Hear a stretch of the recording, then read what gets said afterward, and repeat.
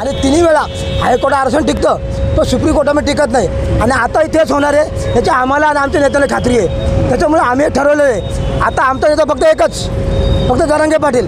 ते जर सांगतील तेच धोरण आणि ते बांधतील तेच तोरण.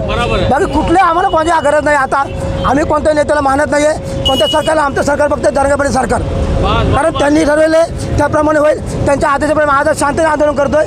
त्यांनी सांगितलं त्याप्रमाणे सगळेश्वर याची अंमलबजावणी 100% झालीच पाहिजे. तो मुद्दा होत नसेल तर आम्हाला हे आरक्षण मंजूर नाही आहे.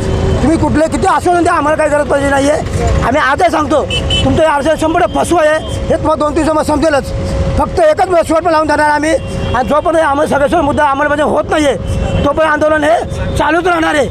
आधी सुरुवात आहे फक्त, आणि 29 नंतर हे आंदोलन अधिक तीव्र होईल. पण ते शांततेमध्ये असेल, कुठल्या प्रकारला हानी होणार नाही, कुठल्या प्रकारला त्रास होणार नाही. आणि याला